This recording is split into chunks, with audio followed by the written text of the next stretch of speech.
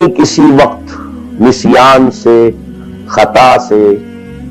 یا جذبات کے طوفان میں آ کر کوئی غلط حرکت کر بیٹھا لیکن فوراً توبہ کر لے، یہ مستثنا ہے۔ میں نے 3 الفاظ کہے، خطا، آپ نہیں سمجھتے تھے کہ جو میں کرنے چلا ہوں یہ ڈس اوبیڈینس ہے، آپ کو پتہ ہی نہیں تھا، خطا ہو گئی۔ نسیان بھول گئے، ایک وقت ایسا ہے کہ آدمی کے اوپر غفلت کا ایک پردہ پڑ جاتا ہے۔ حضور خود فرماتے ہیں انہ لیغان علی قلبی وانی لاستغفر اللہ فی کل یوم 70 مرہ، میرے دل پر بھی کبھی کبھی حجاب سا آ جاتا ہے، میں روزانہ 70 مرتبہ استغفار کرتا ہوں۔ تو ہم اپنے حجابات پر حضور کے حجاب کو قیاس نہیں کر سکتے کہ نسبت خاک ربا عالم پاک وہ کوئی اور شے ہے، یہ کچھ اور شے ہے، لیکن یہ کہ باہر پردہ تو پڑتا ہے، اس میں بھی غلط حرکت سرزد ہو گئی۔ یا نمبر 3، جذبات کا کوئی ہیجان تھا جس نے کہ اوور پاور کر دیا، انسان کی قوت ارادی کو معطل کر دیا، کوئی غلط حرکت سرزد ہو گئی،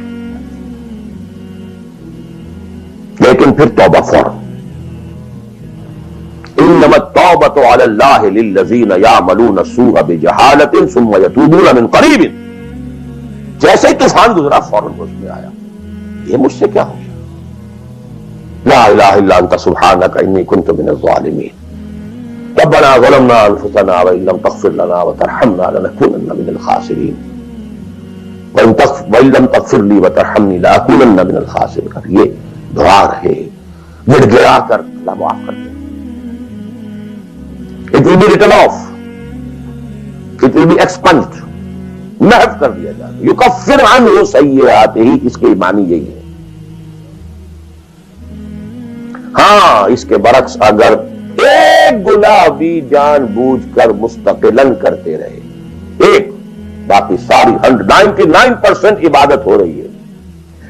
ایک حرام شے کو اپنے لیے حلال ٹھہرا لیا، شعوری طور پر، ارادی طور پر، مداومت کے ساتھ اس کے اوپر ڈیرے جما لیے، وہ ایک گناہ جو ہے وہ پوری عبادت کو 0 سے ضرب دے کر 0 کر دے گا، اور خلود فی النار، آگ میں ہمیشہ رہنے کی وعید۔ بلا من کسب سیئۃ واحاطت بہ خطیئتہ فاولئک اصحاب النار هم فیہا خالدون۔ ان پوائنٹس کو اچھی طرح نوٹ کیجیے، خطا میں فرق ہے، گناہ میں فرق ہے۔